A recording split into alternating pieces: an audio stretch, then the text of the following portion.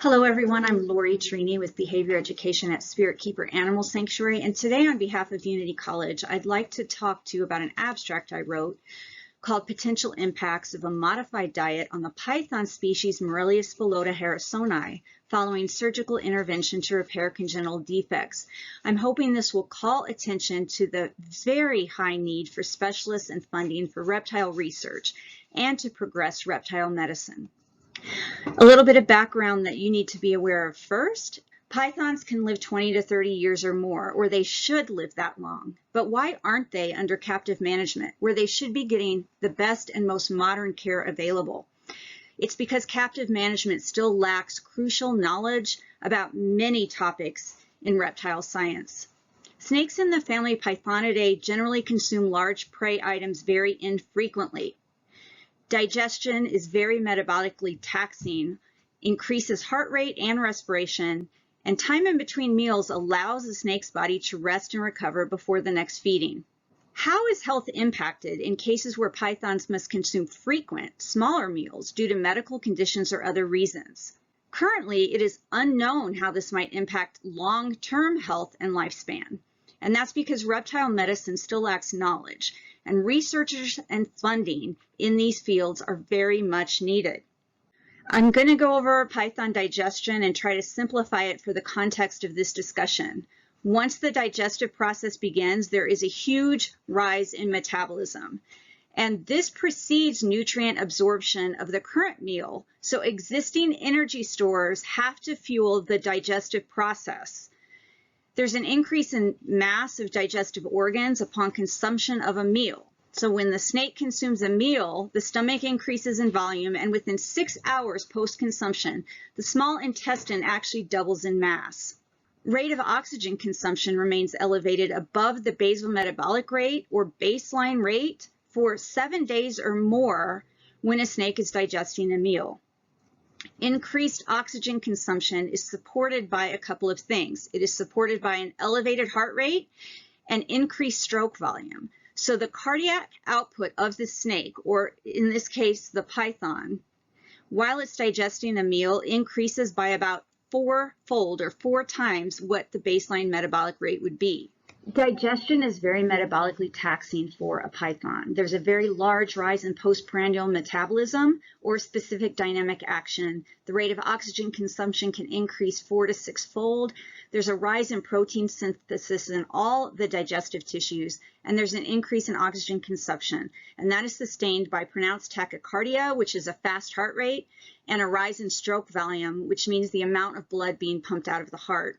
So if you look at this graphic, in the middle, you've got this overall rise in basal metabolic rate from the time the prey is ingested, and that is causing increased cardiac output overall and expansion of organs in the gastrointestinal tract. 10, to provide additional oxygen transport during the SDA response, specific dynamic action, heart rate and stroke volume may more than double, such that cardiac output may increase by more than 4-fold. And that is what this graphic shows. And if you look on the very far left at that black horizontal line above the blue shaded portion, that's showing the baseline metabolic rate when a meal is first consumed. And then look at how the basal metabolic rate skyrockets and how it doesn't return to normal for more than 10 days post-feeding. Discussing how this might relate to Rosalie's case. In her case, surgical intervention to repair a structural defect now requires her to eat small, frequent meals with little to no fasting period in between. In a prior study that was done on Burmese pythons, it was determined that refeeding prior to the termination of the preceding SDA response led to an additive effect on all of this rise in basal metabolic rate.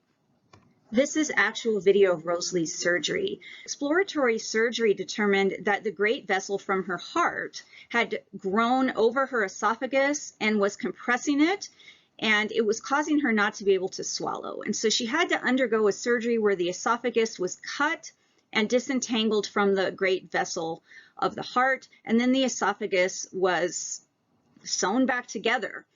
It initially healed with a lot of scar tissue, and it healed flat like a pancake. And so she still wasn't able to swallow because the esophagus adhered to itself. So she had to have a second surgery where a Foley catheter was placed in her esophagus until that tissue healed, and then it was subsequently removed.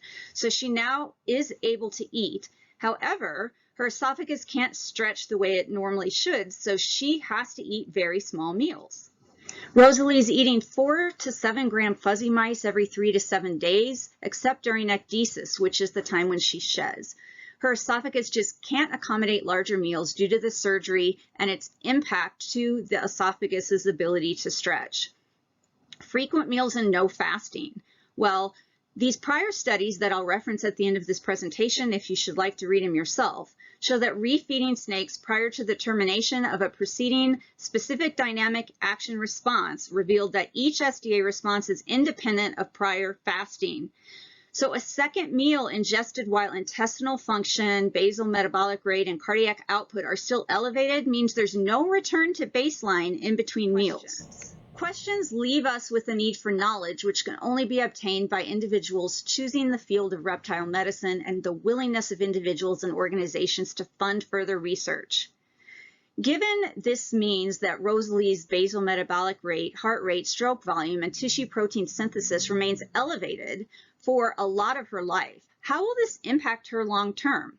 Will it cause increased oxidative stress on her body? Will it cause premature aging and organ fatigue? Will her lifespan be shortened? Will she adapt to this as an individual and do just fine? We don't know. This is a picture of Rosalie looking at this chart I've provided for you, showing what happens with repeated feeding before the snake has had the ability to go through a resting period. If you look at the green horizontal line, that shows baseline.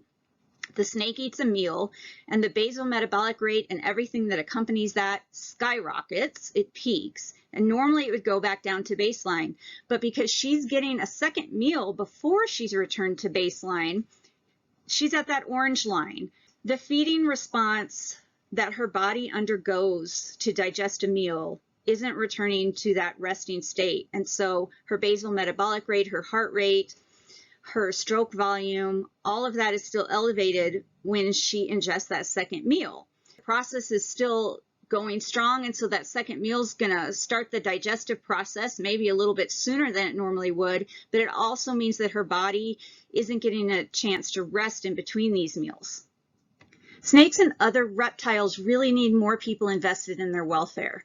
According to a recent study in 2021 by Valdez, shows that Europe and the US are the largest consumer markets, with over 9 million reptiles being kept as pets in both regions.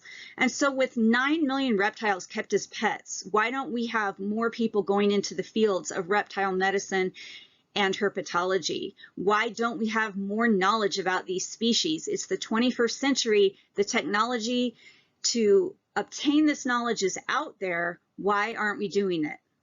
There are still many unknowns regarding knowledge of reptile oncology, cardiology, genetics, heredity, nutrition, behavior, immunology, general medicine and surgery, and many more subjects.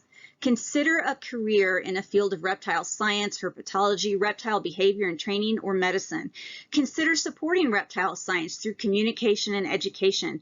And please consider funding or donating to reptile research so that snakes like Rosalie can be helped, and that when they're taken to the vets aren't left with a lack of scientific knowledge. When they go to look at the scientific research, when they go to look at the textbooks, there should be information there for them to be guided by. It shouldn't be a question of, well, we really don't know, let's try this.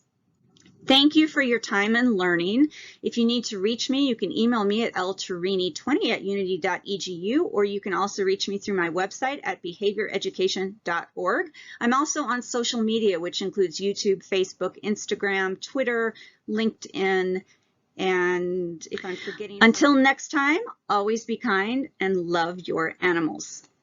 Here are just a few of those references, I promise. These are the ones that I would actually start with, and then there are lots more if this is a subject that interests you. Thanks again for learning.